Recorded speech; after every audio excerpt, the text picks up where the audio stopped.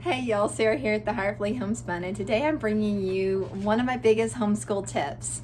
And that is, I wish I had known this before I started homeschooling, around the time I started homeschooling, because when you would get the pretty homeschool books in the mail, a lot of them would be like quill bound, ring bound, and just put together beautifully. But one of my big tips is don't be afraid to rip that book apart. Yes, and I don't know why, about a year or two after I started homeschooling, I'm actually fixing to go into year 6 of homeschooling my children. But yes, I was wondering, I have a bag in the background. It's going to bug me because I'm going to keep looking at it. We actually just ran to the store, and so I have a few things to show y'all in another video, which will be coming before this one or after this one, so I just gotta stay focused. But yes, I first got onto the idea of tearing the books apart by it was another YouTuber called Christy Clover, and her channel name is Raising Clovers. And I absolutely love her channel, and she did the crate organization, where every week is organized in a crate system, has folders, and her kids, have a color, and I think she has like maybe 6 or 7 kids. It's very amazing. She has all of it organized, all 40 weeks, all 36 to 40 weeks of their homeschool years organized in this crate. I'm not that organized. I'm going to show y'all a little system that I have, but my number one tip, what we're focusing on today, is don't be afraid to rip those pretty books up. And when she said that, it almost like gave me the courage, the encouragement, the go ahead. And I started ripping them up, and it has made a huge difference. I am in full homeschool planning mode. I don't do a lot to plan my year, but one of the things I do is whenever I sit in surrounded by curriculum, it feels super overwhelming, as y'all probably could have told by the unboxing of the BJU press material. Everything in front of me seemed super overwhelming, because I was like, all these books, I'm not going to teach all my kids all this curriculum. And that's another thing from another homeschool mom. She said, do not be a slave to the curriculum. That's another big tip. But right now we are focusing on don't be afraid to rip those books up. And that is exactly what I've done. Yeah. They are ripped up, and the one thing I love about BJU Press is they do, especially in the younger grades, and I actually have seen some of my son's subjects in 7th grade have perforated pages. That is like amazing. It's like the book was made to be ripped up. So I absolutely love it, because if you can see books that are being ripped up that are not perforated, you just might as well get your scissor out and not do it yourself. But yes. So this book, this is one of my big planning tips. This is how I personally plan. This is just the way I do it. I'm definitely not saying this is how everyone needs to do it. But if I was to, because this book, I've already got half of it ripped out. I'll share in just a second. This book has almost 400 pages. So we have right at about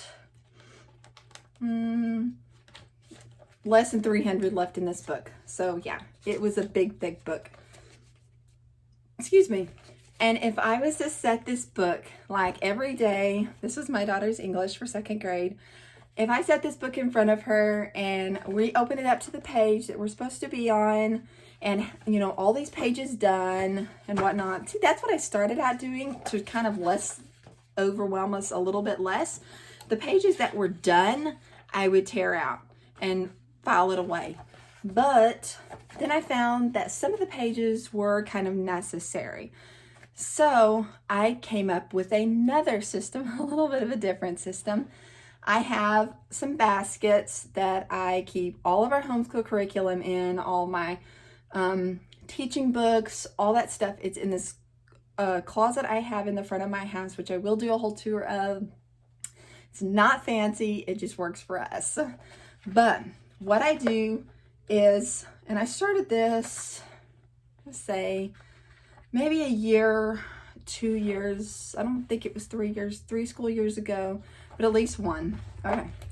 I want them to do at least, I figure out how many school weeks we have, how much they need to do by Christmas. So what I do is, like for her, she has in this English book, this is just for her example, 2nd grade English, and it's 16 chapters. So, and they have quite a few subjects too. So for right now, I at least want her to finish 5. We will probably get more done than that, but right now we're just going to focus about what I want my kids to get done by Christmas break. And for her, I wanted her to focus on a different subject more so than this. So then we will hit this hot and heavy after Christmas and we will get most of it done. And the reason, and then at the end, we probably get, this one has, like I said, almost 400 pages. I guess it was like 350 pages, somewhere in there, around 350, 400 pages. So when we get to about 280, somewhere in there, 280, 300 frame, then, so that will be this much, I'll take this off. That will be this much after Christmas that she needs to complete. Way more manageable when you think about it like that. Because this portion, which is about 100 pages, maybe a little less, I will have her do during the summer. We do continue to do some schoolwork in the summer. Not a ton, but I do want them to like keep up with math facts and English and writing and reading and things like that.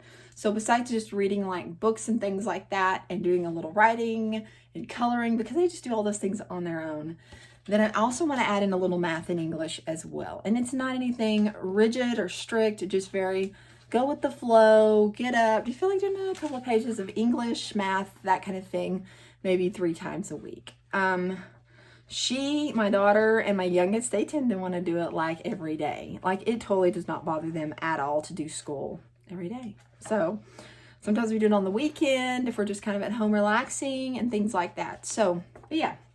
So how I do it, we'll just pretend, because I already got half the book out of here, or a little less than half. So the biggest thing that helped me was, like, I figure out how much I want them to do by Christmas, and I tear that out of the book and I put that somewhere else. And then I pull from the stack that I pulled out that I want them to get done by Christmas, and I put it into a folder. Just a simple folder. I think I got these from Target or Walmart. And I put it their weekly work in a folder like this. And then I stick it in their drawer, which I will show you my organization of this. And I stick it in. They each have a drawer. And this is kind of a new system. This is something new I'm trying. I'm hoping it will work. I think it will be kind of fun to use this rolly cart. So whichever one their drawer is, they stick it in their week. I have their weekly work stuck in their drawer in one folder. Then in a different folder, and I plan on it being a different color as well. And I will probably can't talk. I'll probably write weekly on this one, like Heidi's weekly and Heidi's daily. So every evening after school, or every day after school, whatever time we start or whatever time we finish, or while they're working, I will go ahead and pull from the weekly folder and put it into the daily folder. That way there's nothing like if I'm needing to help a younger one, like I'm needing to help my older one or my younger one, or mix up the scenario, like I'm helping my older one and the younger two are working. Whoever I'm helping, whether it's my older one or one of the other ones, the other two can be focused on getting their work done, because they know that they need to do everything in their daily folder. So that just is a little tip from me, and it helps me. I would love to be organized to the point where I could rip up this entire book and put it in the 36 to 40 week mark, but I know that a lot of weeks are unexpected, and so then I don't want to like hold myself to a certain system, because I know, well, this might it's just so much stuff comes up, and then I'll feel like, well, we missed this week, or we missed week 8 because we got sick with the stomach flu or something. And then I'll be like, because I'm like, my mind would work like I would start being a slave to the crate. So though I have it in here with the folder system is a little more helpful for me. And so if you are feeling overwhelmed with curriculum, books, and or your kid is, I know my kids, like if I was to drop a whole big book in front of them, they would be super overwhelmed. And we've even tried doing the paces. We did ACE the first year that I pulled my son from school. We actually did in 2nd grade. We did the ACE, excuse me, allergies here. We did the ACE paces, and there was 12 paces to each subject, like 12 math paces or 12 English paces. But each of the paces had like 30 to 40 pages. And just my son looking at one pace with like 30 pages or 40 pages was like super overwhelming to him. And it was a tad overwhelming to me too, and to think that we had 12 of those to do. And I did become a slave to the curriculum. Like I felt like, oh, we need to do this, we need to do that, because I've just had it all marked down to the letter, like when we should be done and all of this stuff. And it was just, it made the 2nd and 3rd grade. And then in 3rd grade, we did a little bit different curriculum, but I loved the books. That was the big problem with me, is I bought books that I really liked the looks of, and they were really good, meaty material, but it was just like I loved them so much that I didn't want to tear them up. So, and they weren't really made to be torn up either.